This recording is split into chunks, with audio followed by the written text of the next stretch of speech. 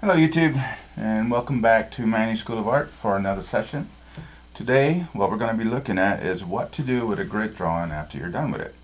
So a while back I showed you guys how to use a grid to accurately enlarge a drawing, right? Especially if you are struggling with trying to get a likeness of whatever it is that you're drawing, right? So the question, of course, is what do we do with it after we draw it? So I thought today we'd cover some of the options that you have that you can do once you complete your drawing. Remember that the grid is only a tool, right? It's not a finished product. So as an artist, you're going to have to decide what you want to do with it. Do you want to turn it into a drawing? Do you want to turn it into a painting? Do you want to turn it into a watercolor? And so forth and so on. So I'm going to show you some basic things that you could do to take a grid drawing once you've completed it and transfer it onto another surface so that you can complete it in whatever style you want. Okay. So here are some examples that I've done over the past. So I'm going to start off with this one. This is a portrait of my son. It's his birthday today, so happy birthday, John. This one I did a grid drawing and then I transferred it onto drawing paper and completed it with color pencils. Okay.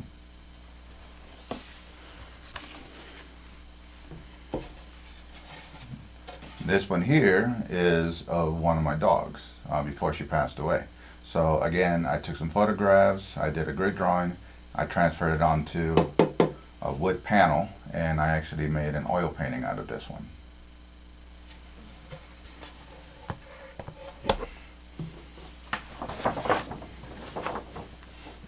This one here is of one of my granddaughters, my older granddaughter. So I did a grid drawing on, then I transferred it onto, I believe this is multimedia paper, and then I used some inking techniques to finish it out.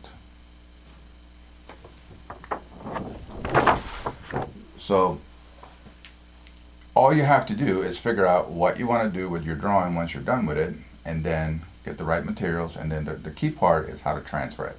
And that's what we're going to try to do today. I'm going to show you different ways of transferring a basic grid drawing onto a different surface. Alright, so let's take a look at one of the methods that we use to transfer images from a cheap, inexpensive paper that we use for graphing to something that we're going to make more permanent. So I got this drawing of a lion that I did on one of my short videos, YouTube short videos, and let's say that I want to turn this into a watercolor painting. So I want to make sure that the lines are dark enough. One of the ways that you can transfer it is through the use of a light table like this one. Okay. So the first thing that I'm going to do is I'm going to flip my drawing over like so. And I'm going to tape, but I'm only going to tape the top. And the reason for that is because if I need to lift up the paper to darken up this one, if I can't see it, I need to be able, they need to register. So when I drop it, it'll re-register. I don't have to realign them every time. Okay. Then I flip it over, turn on the light table. And if you have a lot of light in the room, you might have to turn some of them down. So I'm just going to turn these down a little bit just so that you guys can see. And as you can see right here, that you can clearly see the drawing underneath your watercolor paper. And then it's just a matter of taking your time and sketching it or transferring it or copying it, whatever you want to call it, onto the watercolor paper. Okay. Now, you don't want to make this like super dark, right? Because you want to either be able to make changes, or depending on your style, like for me when I'm painting, I actually like to get rid of most of these lines. Okay, so here I have a situation where it's really hard for me to see the drawing. So all I have to do is turn this off, darken up this line here, the one that I'm having trouble seeing, and then flip it back over. Because this is taped on and it's still registered. That means that when I flip it over, everything will realign. Now if you forget to do that and you have to realign it, it's okay. You could do that. Okay. So this is one of the ways that you can transfer it. If you don't have a light table like this, you can just use a window, right? Any bright window or any glass door where the sun is shining behind it will work just as fine. You would just tape it onto the surface, tape on your watercolor paper or your drawing paper, and transfer it. Now let's say that that's not an option. So let's do another one right here. So what you could do is you can place your image on top of the surface that you're going to do it on. So let's say I'm doing it here. Now this technique that I'm going to show you will work both for paper, or you can also use it to put your images on canvas or painting boards. So again, make sure that you tape this on the top, right, so that it re-registers itself, especially with this technique. Because what you have to use is, you can either use carbon paper, or they also sell something called graphite paper. They both work the same way. So it's whatever you have available. And what you want to do is you simply place this, you sandwich it in between your drawing and your surface, and then you want to use something firm. Normally, hang on a second, let me look for a ballpoint pen. So when I do this technique, I like to use something that's a little firmer than a pencil. So typically I'll use some sort of a ballpoint pen or a gel pen, and I like to use a color because it helps me keep track of what I've done. Now the nice thing about this technique, as I mentioned a little while ago, is that you don't need a light table. So you can put this on, you can use this technique to put things on canvas. You can use this technique to put things on wood panels. If you are going to be doing like a wood carving, you can use this technique to put this on the wood block or linoleum block, depending on what you're doing. So this is a pretty easy technique. You just got to take your time and you go through, and you just want to make sure that you're covering all of your stuff, all of your lines, which is one of the reasons why I like to use the colored pen. Now from time to time, make sure that you check your work, and all you do is flip that. Be careful not to let the tape come off, and then take this off. Alright, and you can see that everything is transferring just fine. So let's put this back on and you continue. Now as you can see, the page, this is smaller than that, so once I get through with the top half, I'll just scoot it down and finish the bottom half. Okay, so I'm going to go ahead and finish this one up, and then I'll show you the two side by side so that you can see the difference. Alright, so I've gone through and I've finished everything here. I can see all my green lines.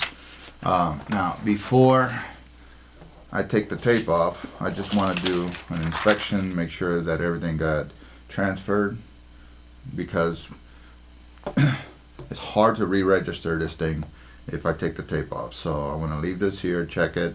If there's a problem, I just put this back on like so, slide that underneath it, and fix the problem. Once I know that everything is transferred the way I want it, then it's okay for me to go ahead and remove this. Okay? So you can see both of those techniques work very well. It all depends on what you need to do. So the advantage of this one is you're working with regular pencil, and if you have to make changes, it's easy to erase. This is carbon paper, the one that I have, so it will soften, but it doesn't erase as easily. So if that is a consideration for you, then get this, but get it as graphite, not carbon. For me, it's not a consideration because more than likely I'm going to ink this one anyways. Excuse me. More than likely I'm going to ink this one anyways, so these lines are going to be turned into black lines anyways. Where this one I'll probably do with watercolor, so I want to keep these lines nice and soft. Okay? So let's say you want to use one of these techniques with either the carbon paper or the graphite paper, but you don't have any and you need to get this done. Okay? Or perhaps you need to put this image on a dark surface and you don't want to use blue or black. That's not a problem. You can make your own. You can use pastels, right? Or you can use graphite, depending on what you need. So this is a different image because this one I'm actually going to paint with watercolors. And what I want to do is I want to get this onto here, but I'm going to show you this technique. So I can take any type of color that is different than whatever the background is I'm using. Okay, so this works great. Let's say if you are painting on a black canvas and you need a different color.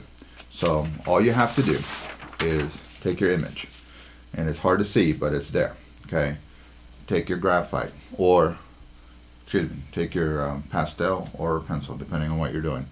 And what you want to do is you want to put some graphite or some pastels on the back. Basically, you're going to be turning your drawing, the back of your drawing, into like the carbon paper. Okay. Now don't get carried away with this, and this is a little messy, so I try not to use too much, and don't worry about whether you're following the lines perfectly, because it doesn't matter. What matters is once we flip it over, what we do with it. So I'm going through here and I'm pushing this into the lines. Now the only thing that you have to worry about here is that this is messy. So if you're worried about smudging the surface that you're going to put this on, this may not be the best technique. Or you can, after you get this done, you could spray it with like hairspray, and that will help minimize smudging when you flip it over to work on your other surface. Again, these are things that you have to decide depending on what it is that you're painting, the surface that you're painting, the materials that you're going to be painting with or drawing with. One of the reasons that I like to work with the chalk pastels, make sure it's chalk pastels and not oil pastels, is because you can lift some of this off. So, and they don't have any oil in them, so you can paint over them. Right? You can draw over them. You can watercolor over them if you need to, right? Because really, this is just basically pigment. So I'm just going to finish this up real quick. I'm going to speed through this part here, and then the process is basically the same as what we did with the carbon paper. And by the way, carbon paper is reusable, so when you're done using it, save it. You can use it quite a few times before it runs out of carbon. Same with the graphite. So I usually have some laying around, especially since I also do woodworking, and often I do drawings on paper before I actually put them onto the wood surface, just because it's much easier to draw on paper than it is to draw on wood. So this is what it looks like. Don't you love it? Kind of messy. My granddaughter would kill me if she thought I was doing this as her picture. But all you got to do, see, now this is all ready to go, so you've basically made your own carbon paper. Now I usually try to get some of it off. Now I flip it over, line it up however I want. And I'm going to put this relatively close to the center when I'm watercoloring. I'm actually probably going to do a combination of watercolors and ink for this one. Again, I have to tape it down just like I did before, because it's much easier if you have to realign things. So don't forget this step if you're working with either carbon paper or this method here.